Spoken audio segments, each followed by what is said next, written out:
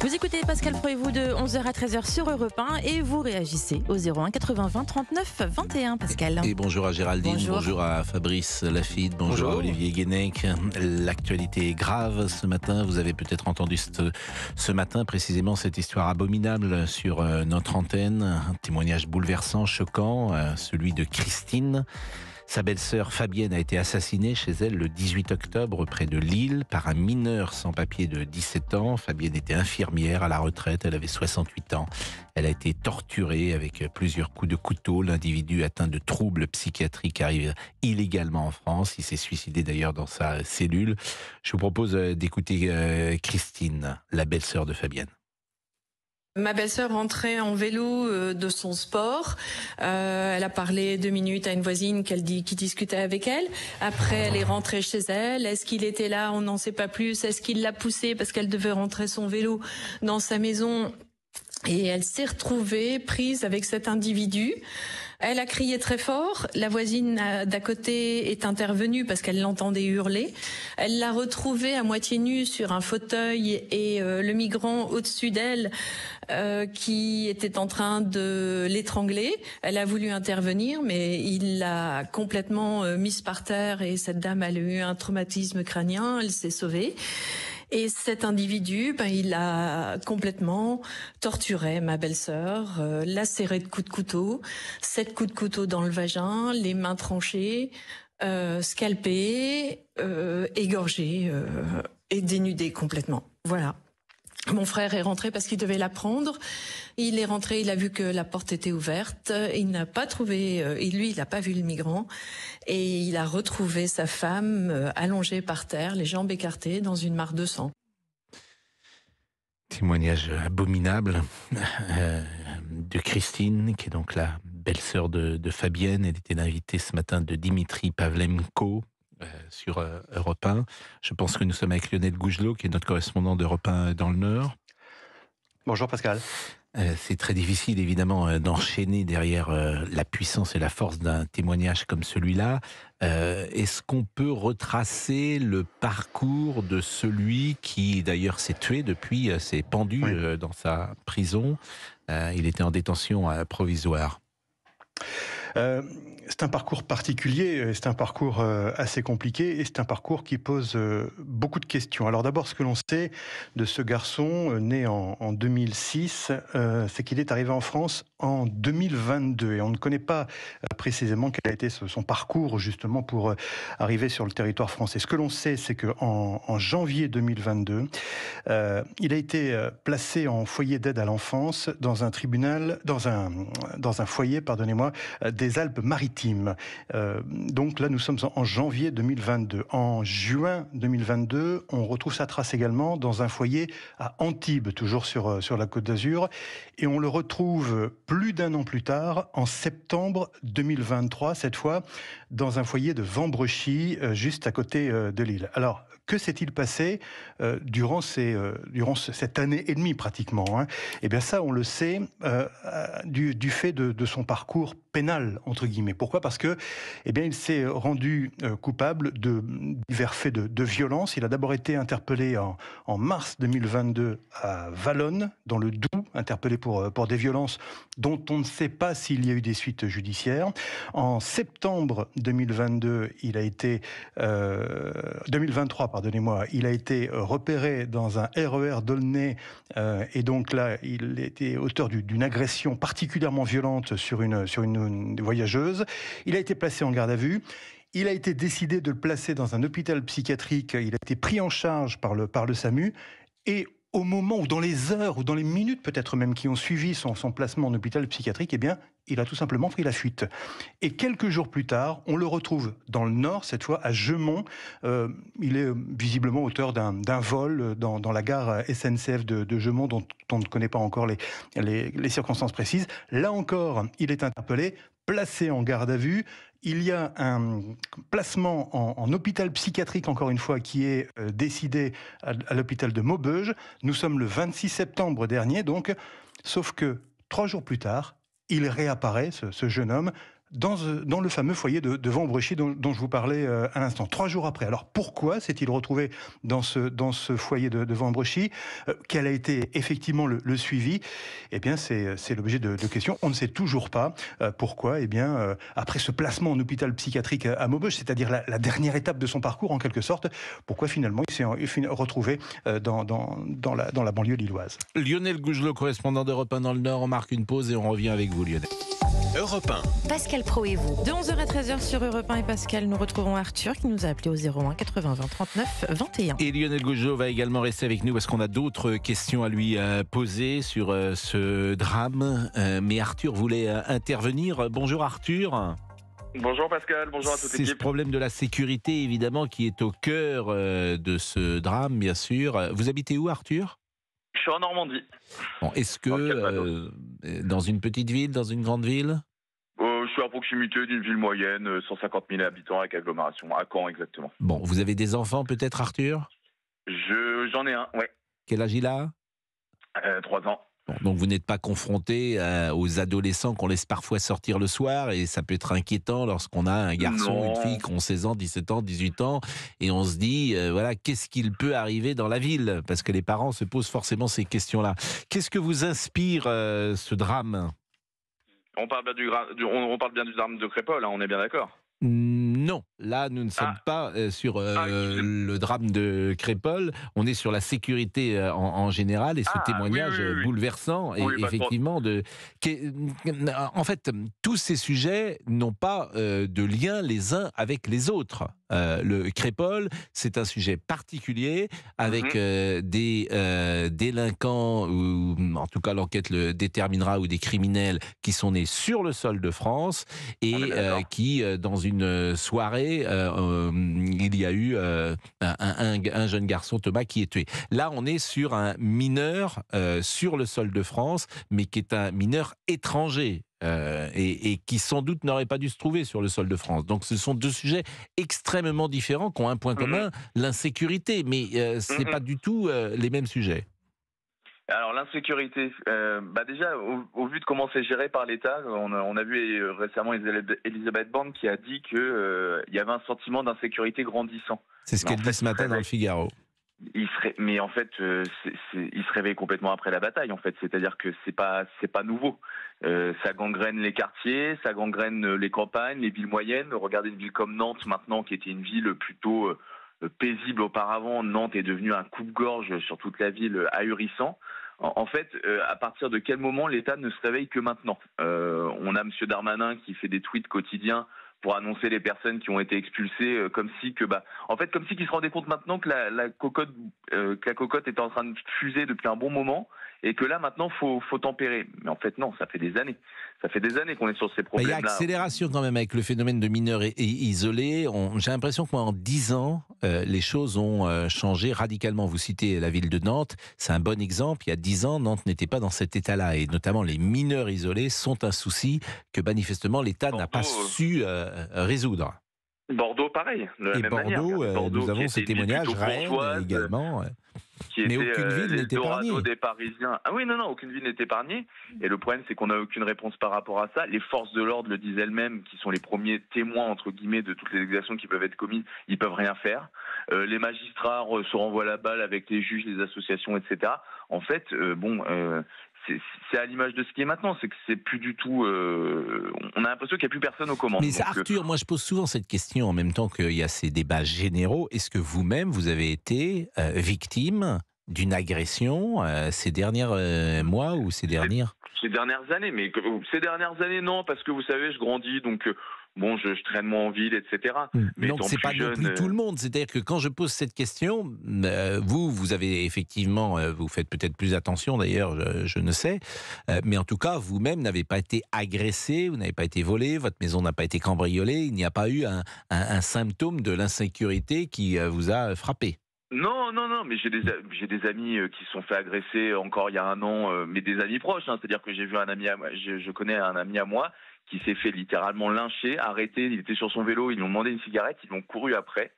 l'ont balayé par terre de son vélo, ils l'ont explosé, Pascal. Mais quand je vous dis explosé, je non, vous mais jure, c'est vrai qu'il y a une violence très très grande. Mais pour une cigarette, mais en fait, c'est un je jeu. sais, c'est un jeu. pour un regard. La vie n'a plus de valeur, au même titre que, je reviens parce que je trouve que vraiment, il y aura un avant et un après Crépol, selon moi. C'est la première fois que je vois un de mes parents me dire, mais dans quel monde on va vous laisser ? Mes parents qui sont toujours très terre à terre m'ont dit, mais on va où en fait ? À partir de quel moment on est en train de refaire le procès, etc. À partir de quel moment, lorsqu'on a 20 ans, on est avec un couteau sur soi ? Mais alors les couteaux, effectivement, cette culture du couteau, il y aurait 120 agressions au couteau par jour. Cette culture du couteau, elle doit être combattue, bien sûr. Arthur, mon frère, oui. Oui, Pascal, excusez-moi. Non, je vous en prie, terminez. Mon frère vit à Londres actuellement, et Londres, et en fait, on récupère tout l'amas de la violence urbaine qu'on connaît d'abord aux États-Unis, les phénomènes de gang. Maintenant, c'est arrivé en France, c'est arrivé aussi en Angleterre. En Angleterre, ils ont une culture du couteau. Vous pouvez regarder les statistiques, les chiffres annoncés des agressions au couteau à Londres. C'est ahurissant, et ça arrive chez nous. Donc en fait, le problème, c'est que soit là, c'est aux forces publiques de faire quelque chose, parce que les rassemblements qu'on a eu récemment suite notamment au drame de Crépol, c'est pas que de l'extrême droite. Il y a une frange d'extrême droite, mais je pense que c'est des gens qui en ont marre en fait, qui ont juste envie de vivre tranquille, qui payent déjà assez d'impôts. Ça, c'est sûr que c'est pas des gens d'extrême droite qui manifestent et qui ne voient pas d'amélioration. L'attentat qu'on a eu la semaine dernière. Un touriste philippin, germano-philippin, s'est agressé. Mais attendez, mais on est à 1 an des JO. Mais quelle image on renvoie ? Sincèrement, quelle image on renvoie ? Dans nos campagnes, ça va pas. On est quand même à 2 pas du champ de Mars. Il y a un mec qui se fait agresser, un touriste anglais qui se prend un coup de marteau en plein visage. Mais vous vous rendez compte ? Mais au-delà de ça, mais vous vous rendez compte de l'image qu'on renvoie ? On a les JO dans 1 an, et là, j'ai l'impression que sous couvert ils sentent que ça commence un petit peu, le pouls du peuple commence un peu à battre, et il y a un ras-le-bol, faut le dire, il y a un ras-le-bol. Mais parce que c'est très difficile, c'est très difficile de trouver des solutions, parce que c'est 40 ans d'abord d'un certain état d'esprit, un état d'esprit, une forme d'aveuglement qui a pu exister, et puis après il y a les mineurs isolés. Alors justement, Lionel Gougelot, qui est notre correspondant d'Europe 1 dans le Nord, on rappelle quand Fabienne est morte, Lionel Gougelot. Oui, elle est morte le 18 octobre. Bon, moi j'ai le sentiment que depuis le 18 octobre, on a peu ou pas parlé de cette affaire, et je me demandais pourquoi. Alors, localement, si, Pascal, localement, ce fait divers a quand même eu une résonance dans la presse régionale, compte tenu d'abord de l'atrocité des faits. Mais c'est vrai que, nationalement, ce fait divers, ce drame n'a pas eu la répercussion qu'on pouvait attendre. Tout simplement pourquoi ? Eh bien parce qu'il est survenu la veille de l'enterrement de Dominique Bernard, le professeur d'Arras. C'est vrai que d'un point de vue médiatique à cette époque, et d'ailleurs la famille de Fabienne le reconnaît elle-même, et elle le comprend d'une certaine façon, forcément le drame de l'attaque terroriste du lycée d'Arras et la mort de Dominique Bernard et les heures qui ont suivi, les jours qui ont suivi son enterrement, la cérémonie qui y a eu lieu à Arras, eh bien c'est vrai qu'elle a fait, passer au second plan, si vous me permettez l'expression, le drame vécu par la famille de Fabienne. Et on le comprend effectivement, parce que c'est, j'ai envie de dire, la règle parfois de l'espace médiatique, où un drame est occulté par un autre drame qui est perçu comme plus significatif peut-être dans l'opinion publique et par l'espace médiatique. Alors on marque. Ce qu'il faut signaler aussi, Pascal, ce qu'il faut signaler aussi, c'est que on a pris les détails du parcours de ce garçon plusieurs jours après. Alors justement, j'ai 2 ou 3 questions encore à vous poser. Lionel Gougelot reste avec nous. Je remercie Arthur grandement. Il est 11h20. Nous marquons une pause. Europe 1, Pascal Praud. Et de 11h à 13h, vous réagissez avec Pascal Praud, 01 80 20 39 21. Et nous évoquons évidemment ce drame, celui de Christine. Sa belle-sœur ce matin a témoigné. Fabienne a été assassinée chez elle le 18 octobre près de Lille par un mineur sans papier de 17 ans. Et Christine, c'est elle qui a témoigné au micro de Dimitri Pavlenko. Ce matin, par le plus grand des hasards sans doute, il y a cette interview de Madame Borne dans le Figaro, où elle a parlé de la sécurité.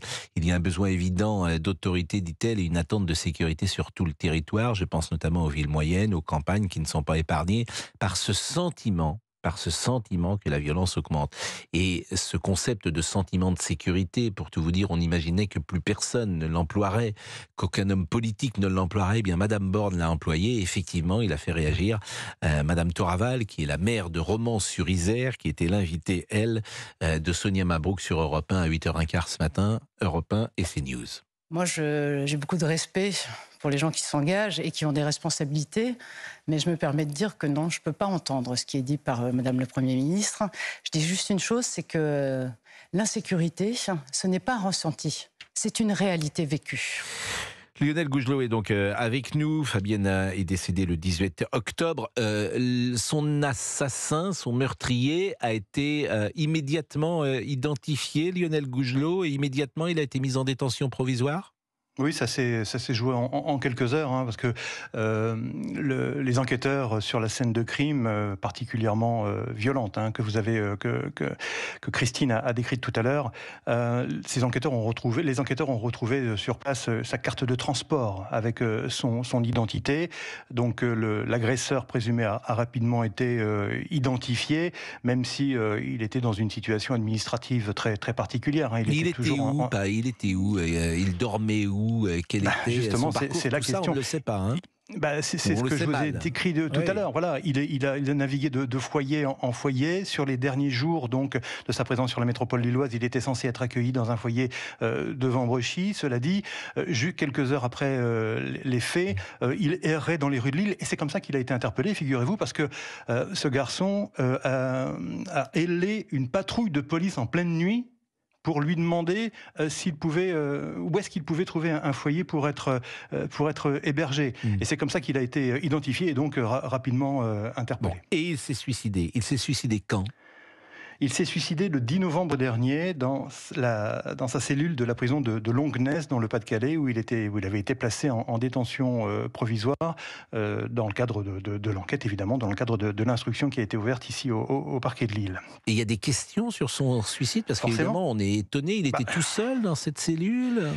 Il était, à ma connaissance, je ne sais pas s'il était tout seul, à ma connaissance en tout cas, il était censé faire l'objet d'une surveillance, ou en tout cas d'un suivi psychiatrique, parce que son dossier psychiatrique avait été transmis, semble-t-il, à la prison.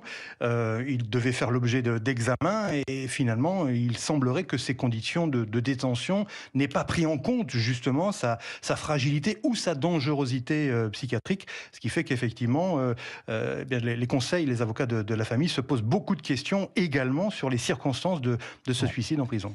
Bon, de ce fait, comme il est mort, l'enquête par définition s'arrête sans doute, Lionel Gougelot, et on ne refera pas tout son parcours et on ne saura jamais précisément ce qu'il a fait, pourquoi il était arrivé sur le sol de France. Toutes ces questions resteront sans réponse.